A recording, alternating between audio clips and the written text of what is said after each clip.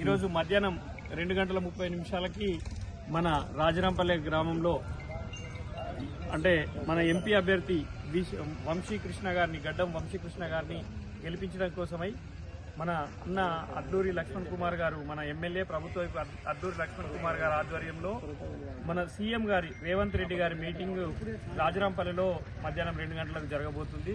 దానికోసం మేము ఒక 4 రోజుల నుంచి కాంగ్రెస్ కార్యకర్తలు కుటుంబ సభ్యులు మన అన్న లక్ష్మణ్ కుమార్ గారి ఆధ్వర్యంలో 4 రోజుల నుంచి ఈ పర్యవేక్షణలో ఉండి అంతా సిద్ధం చేసినాం. మధ్యాహ్నం 2 గంటలకు పెద్ద ఎత్తున ఒక 40,000 మందితోని ఈరోజు బహిరంగ సభ చేయడం జరుగుతుంది. దీనికి ముఖ్య అతిథులుగా ముఖ్యమంత్రి రేవంత్ రెడ్డి గారు, లక్ష్మణ్ కుమార్ గారు, ఐటీ మంత్రి శ్రీధర్ బాబు గారు విచ్చేస్తున్నారు.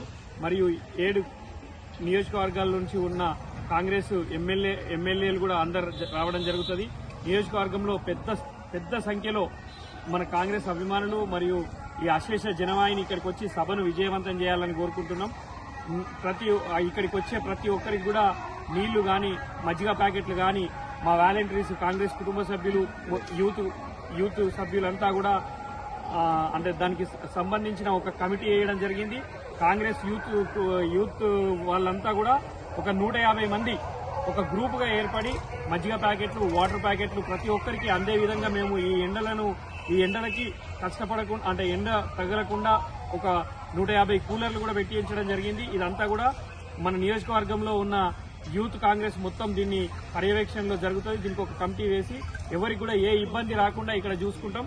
పార్కింగ్ కూడా ప్రతి సైడ్ ధర్మారం నుంచి వచ్చే వాళ్ళకి అక్కడ వెలుగటూరు పెగడపల్లి గొల్లపల్లి నుంచి వచ్చే వాళ్ళకి ఈ జగిత్యాల రోడ్లో ధర్మపురి నుంచి బుగ్గారం నుంచి వచ్చే వారికి మెయిన్ రోడ్ ఎండపల్లి దాటినాక ఆ పార్కింగ్ స్థలాలు కూడా ఇవ్వడం జరిగింది.